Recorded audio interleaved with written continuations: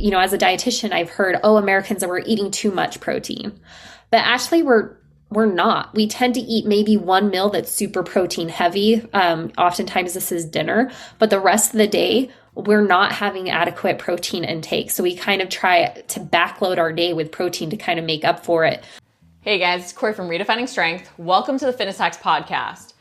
So today I want to talk about why we don't see the weight loss or fat loss results that we want, or why we don't see results in general.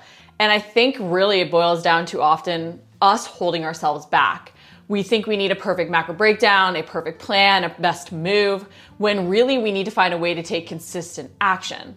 But so often we hold ourselves back because we doubt the process. We have these little, mental barriers against a change. And so we never really look at the opportunity in it. So today I want to discuss how to overcome this mindset, embrace new things that we might have been scared of. And I'm excited for Michelle to even share some common protein phobias that a lot of us fall victim to, and then we don't make the changes that we actually need, because protein really is key if we want to see those weight loss, those fat loss results, that body recomp happening. So I want to help you embrace the hard changes that you're going to need to make, overcome the mindsets, not let you be your own barrier to seeing the results that you want. Before we dive into everything, I just want to say a big thank you to everyone who has left a review. This helps me keep the episodes sponsorship free, so thank you very much. And let's jump in so that you can see fabulous weight loss, fat loss, body recomp results. Stop being negative about the changes that you're going to make. When we start a new plan, a new routine, a new program, often we go in really excited for the changes that it can bring, but we're also a bit skeptical about the plan or program because there are things that are against what we've always done, or even maybe what we've always been told to do. And in our skepticism, we think, hey, I'm not letting something get by me. I'm not letting, you make me think that this is going to be magical when it really isn't, right? So we think we're being good and being skeptical. We're not letting something be pulled over on us, right? At the same time, we're also dooming ourselves with doubt, because in that thought process of, oh, that might not work, or it's probably not as good as, they say it is, we don't ultimately end up implementing the way we should. And when we don't do parts of a program and only pull the parts that we're comfortable with, we're usually missing out on the parts we actually need to see the results that we want. If we're going to do a new program, we have to go in open to all of the opportunity in it. Yeah, it might not work out. And yes, I get wanting to be skeptical about this being the thing that works. However, if you're going to do it, say, hey, I'm not dooming myself with doubt. I'm going to be skeptical and research these things a little bit more to understand why I'm implementing them or why they may not work for me. But I'm going to go in and do them 100%, because it really is about all the systems working together. And often the things we doubt the most are probably the things that we need the most because they're outside our comfort zone. And the way they even interact with everything else could be why that system ultimately works out. So if you are feeling doubtful about something, don't let that doom you. Go in being open and positive about the changes. See the opportunity in them, even knowing that if it doesn't lead to the exact outcome you want, A, you're going to have learned in the process, but B, if you don't embrace those changes, you're never going to know if they could work. So the more something makes you doubt it, the more you need to say, hey, this is what I need to do to challenge myself even to become more comfortable being uncomfortable in this way, which again, even if you don't hit your exact weight loss goal, you're going to take something out of it that will move you forward for another program. Or in testing those things out and researching them, you might find, hey, these really aren't right for me. So now I can avoid these same situations in the next program I do. But instead of dooming yourself with doubt, instead of being negative about the changes you're being asked to make, instead of being skeptical, go in saying, I'm going to learn everything I can about this so that I can manage my expectations and take so much out of what I'm doing. And I can implement 100%. Because I do think sometimes in our skepticism, we pick and choose what we're going to use. And that's why we keep staying stuck, because we're ultimately doing exactly the same thing we've always done. We're leaving out the parts of the program that would truly change what we're doing. And so you need to say, I'm going to act as if, not fake it till I make it. Because when we fake it till we make it, we're not truly embracing the changes. We're not truly embracing the mindsets. We're not seeing how we can integrate them in long term. When we act as if we're taking all the habits, all the systems, all the lifestyles, and we're trying to change the mindsets behind them. We're trying to create this new identity, this new person that has the ultimate goal we want to achieve. And in stepping into that new identity, we have to embrace everything. We can't be negative about the changes we're going to make, because that's not going to allow us to truly take on that new definition of ourselves, to truly act as if, okay? So if you are embracing something that has some things questioning what you've always done, that you feel yourself pushing back against, don't be negative. Don't doom yourself with doubt. Truly say, hey, how can I learn from all these things? And recognize that the things we're most negative about are probably the things we need the most.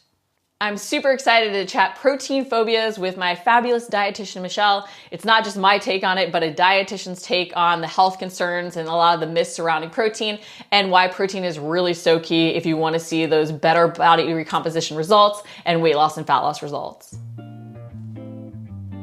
So I'm super excited to dive into some protein myths today with Michelle because I think there's a lot of different protein phobias out there. And the more we can actually embrace protein, the better the results we're gonna see, even though so many things have potentially convinced us it's not the right way to go for our health. So Michelle, let's talk about the protein phobias you most often see and what's really behind them and what we should actually believe. Yeah, so I'm going to start with a pretty basic one that kind of leads into another one, but it's going to be high protein makes you fat, which is really an oversimplification of things because, as we know, any macronutrient in excess is going to lead to weight gain. But in reality, when it comes to all the macros, protein itself is going to actually help you overall with making sure that you are not just supporting weight loss, but overall body composition and improvements. So it's going to help with satiety and appetite control. I know a lot of us have talked about this. Of course, protein has a higher thermic effect of food. So your body burns more to break it down compared to the other macronutrients, carbs and fat. And it does what I think is probably the coolest thing, but it does kind of have a nutrient partitioning capability where your body is able to, whenever we try to lose weight, our body will oftentimes turn to muscle to kind of break it down for energy when we're in a deficit.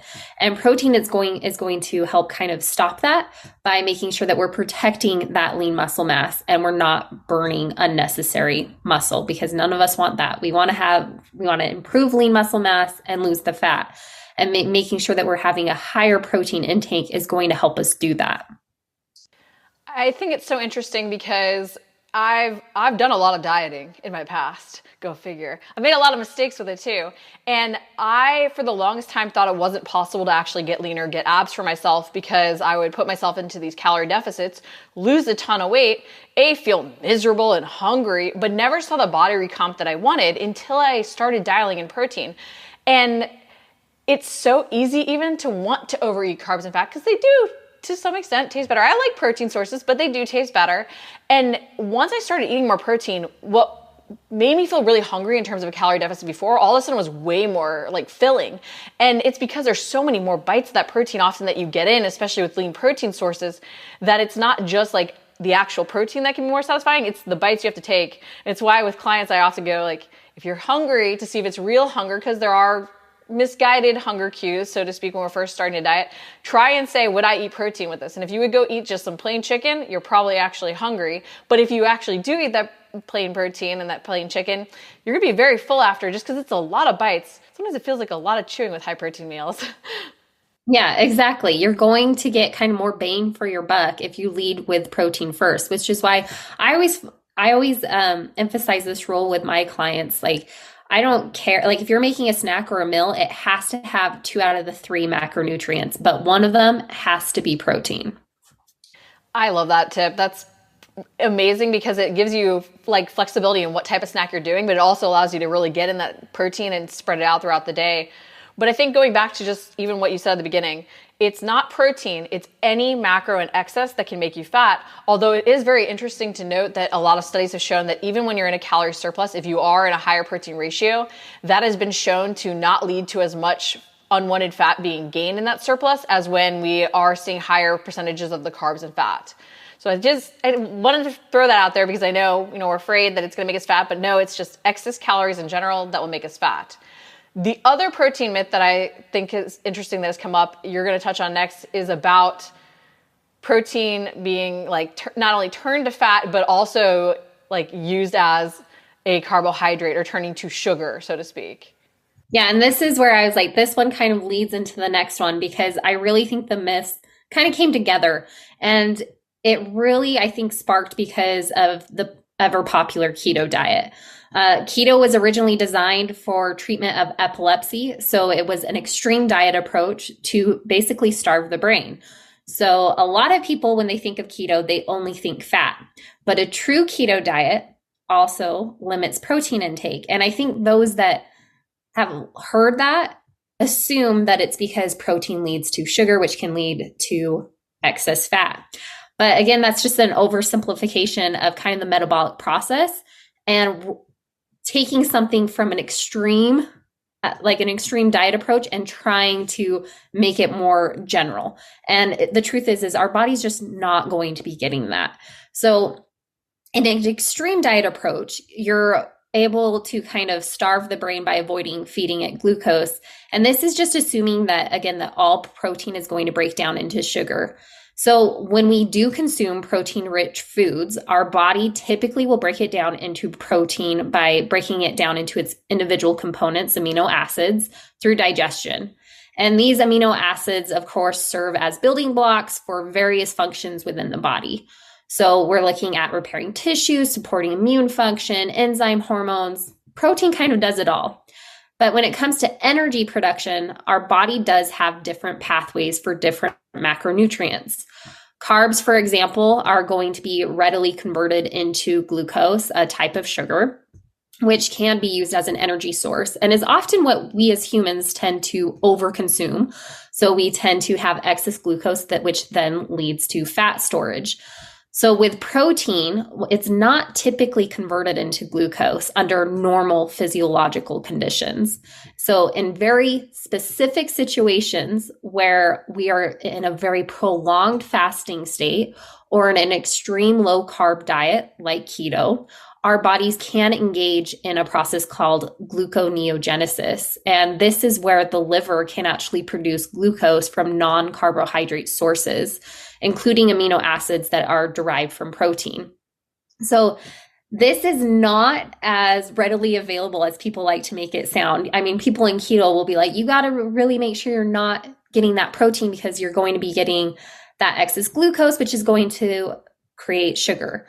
It doesn't happen as quickly as that. It really is going to be those extreme cases. So if you're doing a very strict keto diet and you've been on it for a while and you've depleted all those carb sources in your body, yeah, your body's going to start producing some glucose from protein. And that's really our body just saying like, whoa, I got to protect myself. My body needs some carbs. But it's not going to be happening as quickly as, oh, you have excess protein? Great. We're going to take that excess protein and we're going to make carbs for you.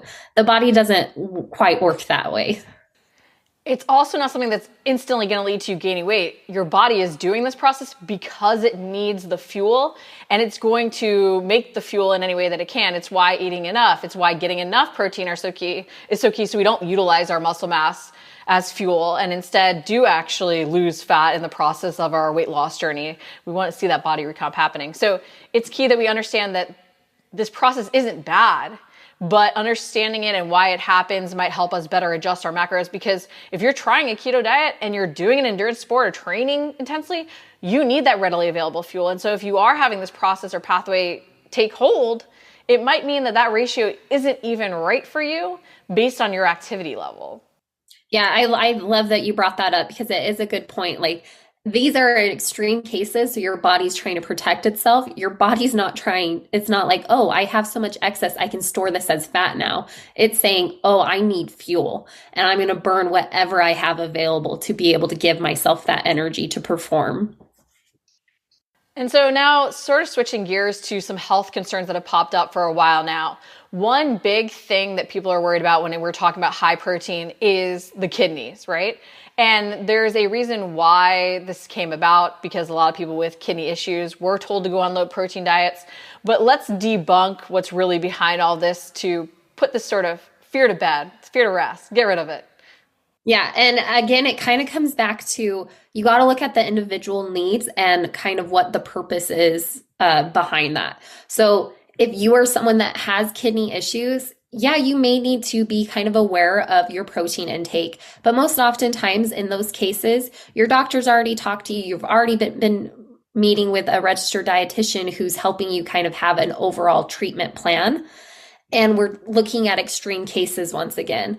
For the majority of healthy individuals, consuming protein from a variety of sources as part of a well-balanced diet is not only safe, but going to be beneficial. So it's really important to remember that maintaining overall kidney health involves several factors, and that's going to include proper hydration, blood pressure, and maintaining an overall healthy lifestyle rather than solely focusing on just protein alone. And it's also going back to high protein doesn't mean one thing.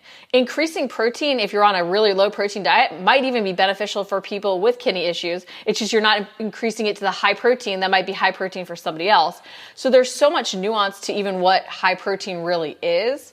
And it's also understanding that high protein simply does make the kidneys work harder, which isn't necessarily a bad thing. You're just having to make sure that you're creating this healthy lifestyle overall. Like, if we do one thing and don't take into account the impact of that one thing, no matter what it is, there's like an upside and a downside to every habit, so to speak. Yeah, and that is one of the big things is it comes back to the individual factor. What is this person doing? What is their other health concerns? What is their physical goals? What are they doing activity wise? You have to all take that into account. And as a dietitian who has worked in the hospital, worked with athletes, the very first thing that we always calculate for all these clienteles, whether they're patients or athletes, is going to be their protein needs. And it's one of the first things that we calculate in the hospital, no matter what patient they are, is because we want to be able to get them as much protein as necessary, even depending on whatever their health concern is. And it's remembering too that so much of what we see coming out in weight loss dieting culture has often started for health concerns. Like we did have keto that was for epileptic patients, and now it became this weight loss thing. And not only are the ratios dramatically different when you see them in the weight loss community, but some of the things that were applicable before aren't applicable to a healthy population. Same thing goes for demonizing dairy and gluten, and I won't derail us going into that, but we have to be conscious of what might be relevant for someone with a health concern and just demonizing something in case, where then it could actually sabotage us. And I'm partly also bringing this up to transition into the next phobia, which has to do with, we often associate one thing when it's potentially even another thing, and then we create a cause and effect where there isn't one or doesn't need to be one. And that phobia is... So this one is going to be protein farts, which is a topic that usually gets a lot of attention and a lot of giggles. But a lot of people fear that in having an increased amount of protein is going to increase their digestive issues and their gas. And I know a lot of women that like are afraid of this because I mean, who wants to be known as like the gassy friend when they're trying to lose weight, gain muscle, whatever it's going to be. But oftentimes this fear is really it's not going to be caused by the protein itself. More often than not, it's actually what you're consuming with that protein intake. So is it going to, if you're consuming higher amounts of fermented fiber, so there's lots of great protein sources that are going to be wrapped up in high fiber, beans, legumes, those are all going to have some of those concerns. But when it comes to like animal protein products, specifically, your meat, your poultry, those type of things, you're not actually going to be necessarily raising your chance or your, I guess, risk for gas. But at the end of the day, gas is a natural thing. It's just a byproduct that our body has when it comes to digestion. But typically protein isn't going to be increasing that. Oftentimes whenever we have any dietary change, so if you're increasing protein intake, you're increasing calories, whatever it may be, just having a dietary change alone can cause a change in your digestive system. So it can just take a little bit of time for your body to kind of get used to whatever you're consuming. But again, it's most likely going to be caused to what's wrapped around that protein. Oftentimes people blame it on protein, their protein shakes, but it's actually going to be some type of fiber that's actually involved in that protein shake itself. Or the sweeteners, or there's not necessarily a direct cause and effect relationship there, even though we attribute it to it. And it's why tracking is honestly so key, because you can go and say, hey, these are the other changes I made, and we don't often recognize those. We jump to the thing that we're least comfortable with doing, or we don't necessarily want to do, to try and say, this is why we shouldn't do it. And so protein gets blamed instead of taking that big step back and being like, I've just changed stuff. My mind and body do not like change, so I have to give it time to adapt. Like there's the thing is the low carb flu too. But also what other changes have gone along with the fact that I've shifted my macro breakdown? Because a lot of times we've dropped carbs or increased fat or lowered fat and increased carbs, and there's other things that have gone with the change in protein as well. Yeah, and one of the big things too is like you said is what is that macro ratio changing to? Are we eating? I see a lot of just increased fiber in general because when people are trying to lose weight, get healthier, or gain muscle, they all of a sudden are also choosing better carb options that are going to have more fiber in general. So the last thing you mentioned when we were talking about doing the Protein Phobias podcast was about the fact that there's been a trend towards less protein in our diet as we've, seen our society actually often get less healthy, less fit, all those changes. And for me, I'm very much like, this makes logical sense. So for me, I'm like, okay, muscle means better grip strength. Grip strength has been correlated and linked to longevity. Okay, so we need more muscle, which means that we'll have a stronger grip, which means if we need more muscle, we need more protein. So in my brain, it's boom, boom, boom. And so when you brought this up, I was like, how can we change this? What is behind this? And I really want you to dive into that a little bit more. So a lot of it just has to go with the fact that we do live in a society that we have so many food options, right? And a lot of our food options are fun foods that are exciting and appetizing and we want to try. I mean, I'll admit I'm married to a spouse who whenever he sees a new candy, a new chip, whatever it's going to be, he has to try it. And we just have so many options available to us that it's quick and easy to grab the carb heavy food sources. So a lot of times people are like, no, us in America, especially, like we're eating too much protein, and they think of kind of like a Texas plate where there's multiple meats and all this thing. But in reality, our meals tend to be very carb heavy. We tend to have the black coffee and the bagel for breakfast, or the piece of toast. Lunch tends to be quick because we're in a fast-paced society. We tend not to give ourselves a lot of time for meals. It's one of those things that it's like, oh, that's just a task we have to do just to keep going so we can continue to work. It's not something that a lot of us do, the sit down meals where we're actually trying to take our time to enjoy our food. And because of that, options are going to be carb heavier because those things are going to be shelf stable, easy to grab, and you can just oftentimes eat and work with one hand while you do it, which I think a lot of people are guilty of nowadays, is actually eating at their desk and trying to work during their lunch hours. And I do the same thing. I'll oftentimes eat while I'm working. But the problem is because of this, when I was actually spending some time in the hospital, the biggest thing I would see is those chronic health conditions that would come in because of the high carb intake. And a lot of times we're seeing as a society an increase of diabetes, pre-diabetes. All of those issues are oftentimes stemming from carb choices and heavily carb diets.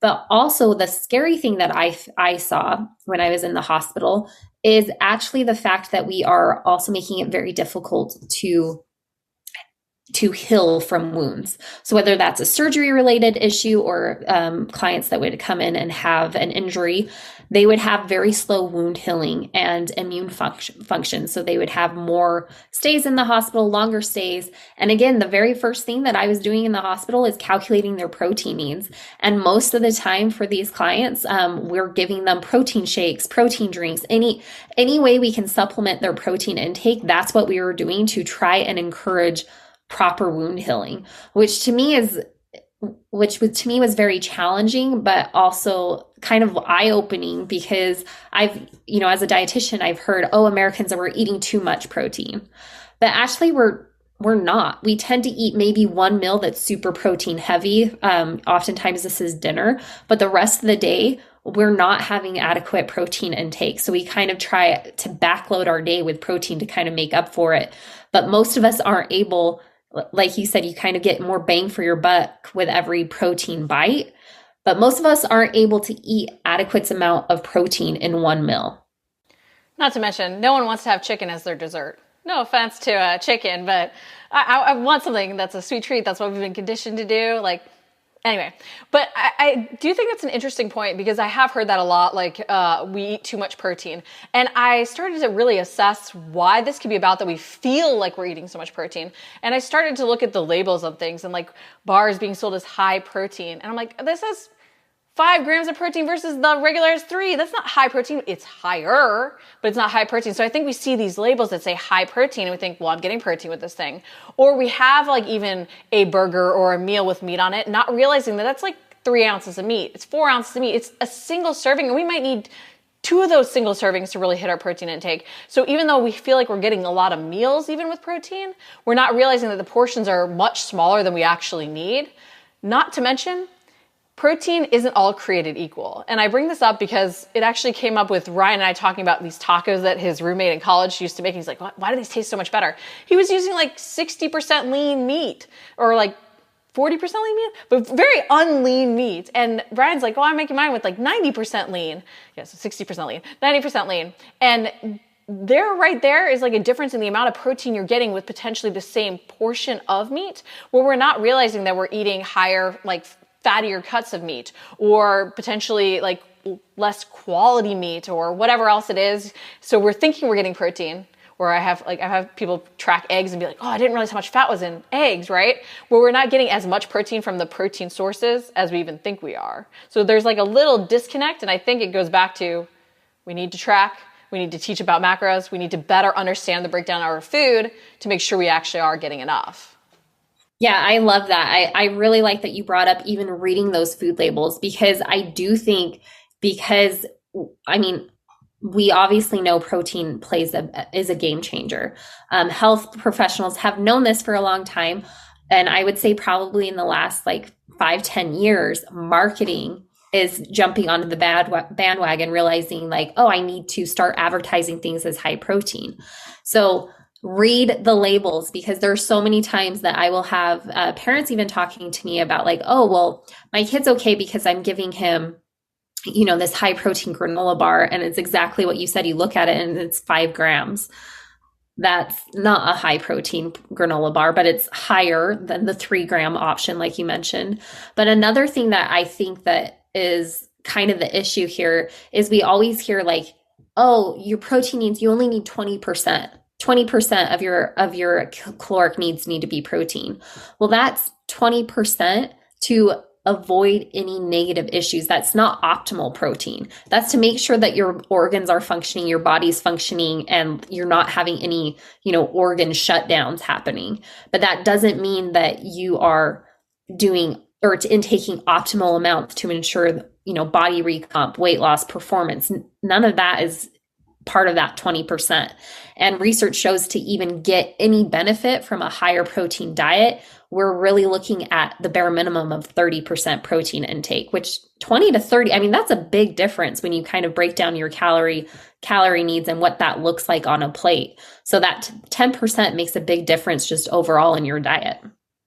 Especially when you're considering the fact that 20% of a maintenance diet is going to be a lot more grams, or even like make up a lot more of the food you're eating than when you're in a deficit. And so potentially having a higher portion of that like deficit come from protein can be even more essential. So it's even realizing the nuance in if you're a 200-pound male eating at maintenance or even trying to gain muscle in a surplus, 20% is going to be a whole heck of a lot more grams than a woman potentially eating 1,300 calories even in a deficit.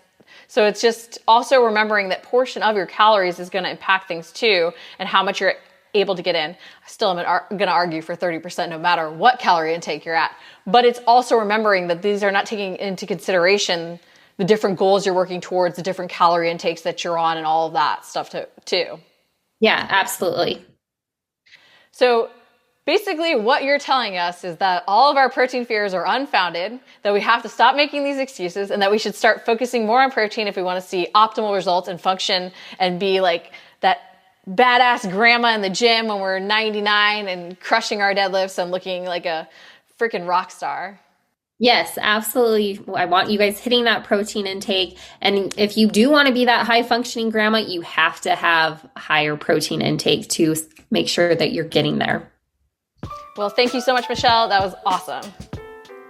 Nothing works forever, so I want to dive into 5 tips to help you adjust your nutrition and fueling and those macros as you get older. Because I think a lot of times, what used to work doesn't work at some point, and we think, oh, well, but it's so good. I'm eating healthy. I'm working out hard, right? And so we feel like there's some flaw in it when it's not really that it was even bad or not right for us then. It's simply that our body, our needs, our goals, our lifestyle has evolved and we need to make shifts with it. So instead of feeling like you were doing something wrong, realize that there is opportunity in evolution, and that the more we see that opportunity, the more we can always meet ourselves where we're at. Because everything is constantly changing. Your identity is even evolving. So the more we can embrace that, the more we can truly meet ourselves where we're at. So these 5 tips are really key if you are finding that what used to work is not working any longer, whether or not it's getting older or lifestyle changes. So tip number 1, and these are 5 things I've really seen pay off for clients that go against a lot of what they've always done. So again, they're the hard, they're the things we fear, the things we push back against that ultimately cause us to hold ourselves back. So number 1 is eat more. A lot of times for weight loss, for fat loss, we have heard it's calories in versus calories out. We need that calorie deficit.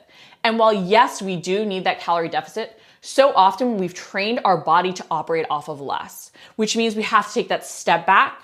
We have to retrain our body to eat more. And then from there, we can put ourselves back into a deficit. But we need to increase calories first to gain lean muscle, increase our metabolic rate, so then we can create that deficit, because what seems like it should be a deficit of maybe 800 calories that you're consuming is no longer a deficit, because your body's like, well, holy moly, we need to survive. How can we function off of only 800 calories? So I know that's a hard mindset to break, because we think eat less to weigh less, but we need to at times go against what we've always done, especially as we're going through perimenopause and menopause, as we're getting older and we're not gaining muscle as easily, and we're even losing muscle more easily, right? We want to do everything we can to retain that lean muscle, keep the metabolic rate higher. We say our metabolism slows down with age. It's really losing that muscle mass. So eating more might be exactly what you need to ultimately lose weight. And you might see yourself gain weight in the process as you're gaining muscle, but your body recomp might be improving as well. But eating more goes against a lot of what we've always thought we need to do, but it can be so key if you're not seeing the weight loss or fat loss results you want. Number 2 is track, okay? I know everybody hates when I say track, because I know there's this feeling it's restrictive, right? You're tracking only in a negative way. A lot of times we're introduced to it when we want to lose weight, when we have a change we want to make because we're not happy with where we're at. But guys, tracking is just a way to accurately know where you're at. When you're tracking, you're just giving yourself that picture. And it's why with clients, I like to start by just tracking and not making any changes. So we can separate out some of those common mindsets that we've developed in the past and really see that this is not judgment. We do judge ourselves with it, right? Just like we judge ourselves with any data when we potentially spent over our budget, or if we're making a recipe, we might decide to deviate from that recipe, which I guess you could see as a form of judgment. But tracking is really just giving us that accurate picture, which is why I like to separate it out from any changes to start. I also like to remind clients that you're not just tracking for weight loss. You're going to track to make sure that you're fueling well for your performance in a sport. You're going to track to gain muscle. You're going to track to see maybe how foods are even impacting you as you're going through menopause and perimenopause and seeing these hormonal fluctuations that are leading to things like hot flashes and whatnot, right? Tracking has so many other purposes other than just restriction. And the more we can see the opportunity in it, the more we can really meet ourselves where we're at and accurately understand where we're at to make changes. Because a lot of times we do think we need to make these like overhauls to our diet. I need to only eat chicken and broccoli, right? I can't have my pizza. I can't have these other things, when really there's a way to work everything in, and tracking allows us to meet ourselves where we're at, to make the smallest changes possible, to slowly expand that comfort zone out to see results. So as hard as it can be at times to want to embrace tracking, as tedious as it can feel, it really is the most accurate way to get a picture of what you're doing now, to make smaller changes that add up, over feeling frustrated not seeing results and not knowing what you're doing, or that you have to make these massive changes to your lifestyle that are unsustainable, okay? So if you've been against tracking in the past, I would highly recommend you just track, and you even use it as an opportunity to separate out like it from the mindset of restriction, because we can restrict in so many ways, guys, by even eliminating foods from our diet, by feeling like we can't have things. So use tracking to allow you to see the opportunity and even adding things in to change that mindset. And then number 3, don't fear any macro. It's really easy to fall prey to the don't eat carbs, don't eat fat, don't eat protein mentality, especially if in the past, we did lose weight quickly by cutting out our carbs. But this fear of a macro can hold us back, because if you weren't training then and now you're training, or maybe you were training really hard and needed carbs and now you're not training as much, so you might not need as many carbs, right? Like, our lifestyle is evolving, and the more we don't fear macro but adjust our macros based on where we're at right now, the better off we're going to be.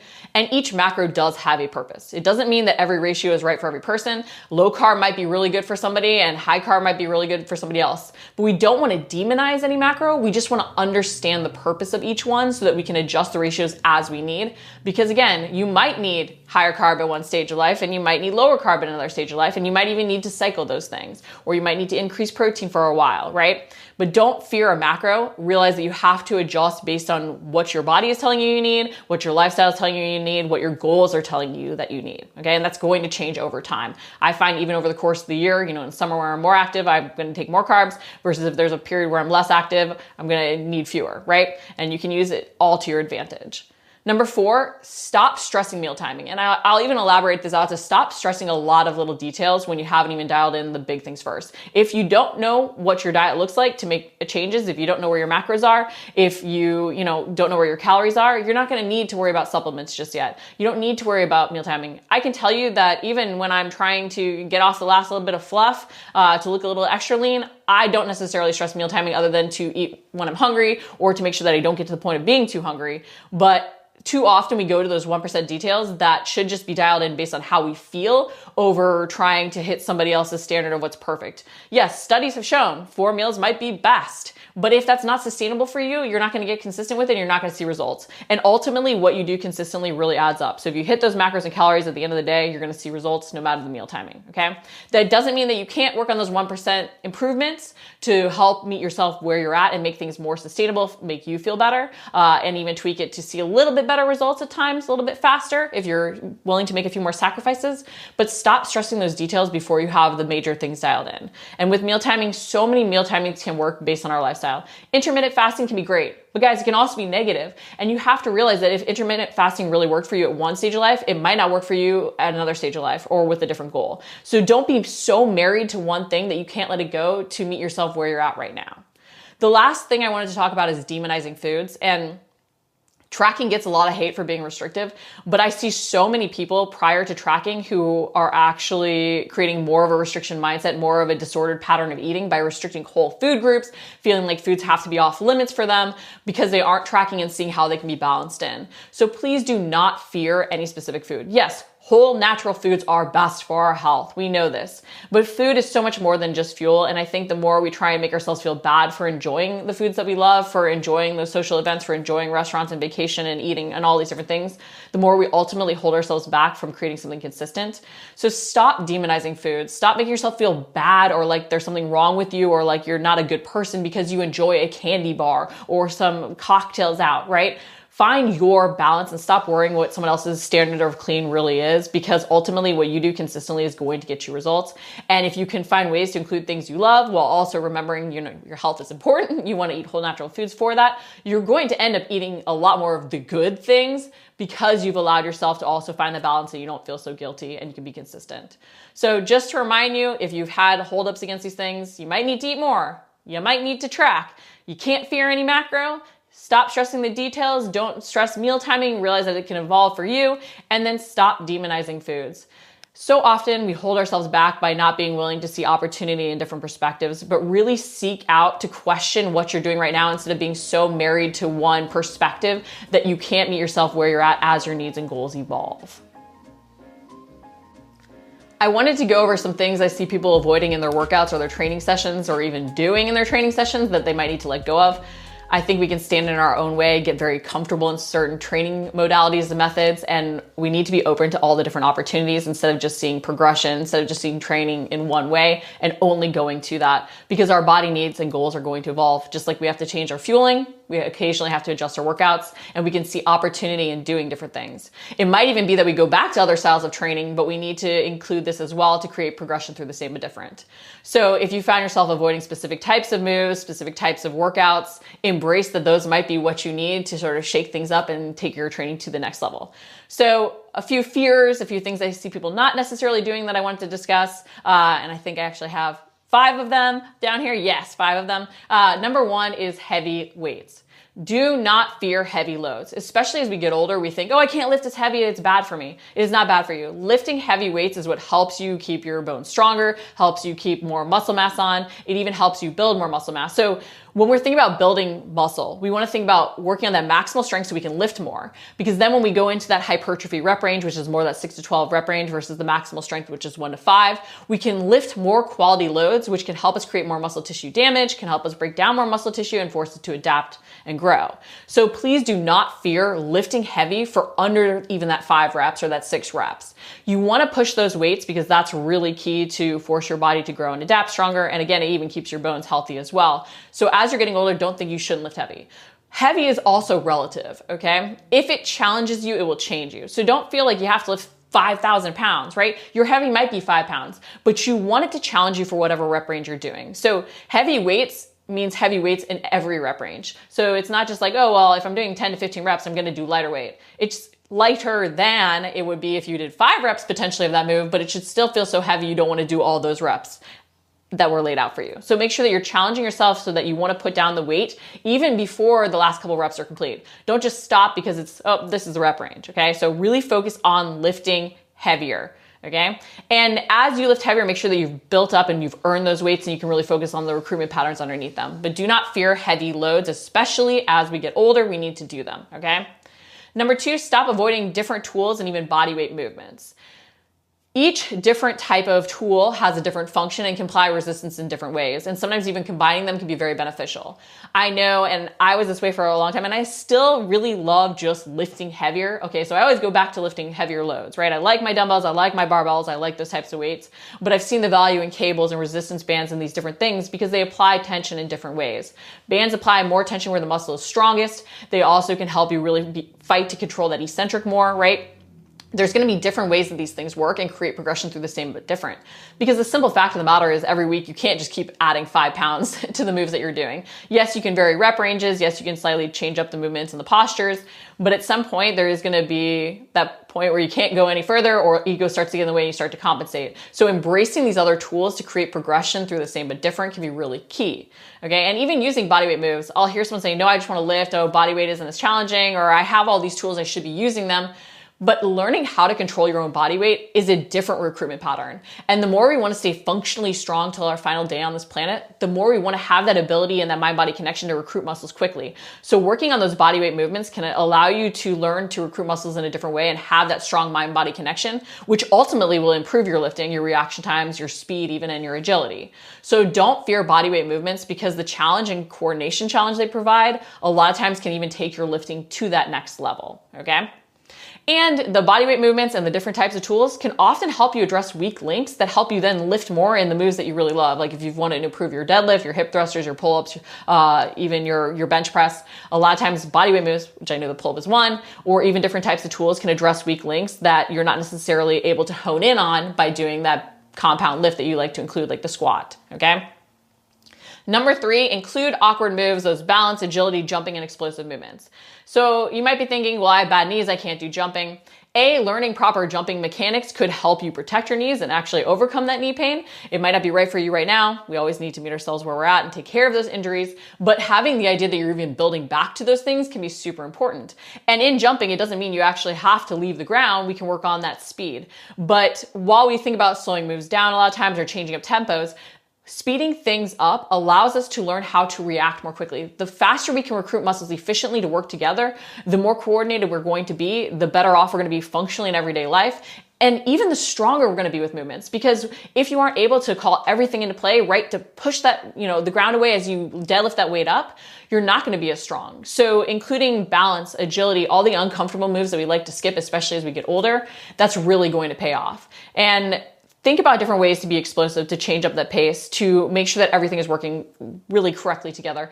And as you're doing that, if you're finding with the burpee, you're losing that mind-body connection, dial it back for a little bit to then move forward. You have to earn the speed with those movements, but also don't be afraid to include unilateral moves that challenge your balance because those are going to target weak areas, which will ultimately allow you to do more of what you love. Like if you're a runner, doing those unilateral moves is going to make your running gait stronger. Okay. If you love deadlifting or squatting heavy weights, doing a unilateral variation of that is going to help you make sure that both sides are strong so you can ultimately lift more. So these balance challenge moves, the agility challenge moves help improve the mind-body connection to be functionally fitter and improve, our coordination for everyday life so that we age well and we can react to things instead of falling.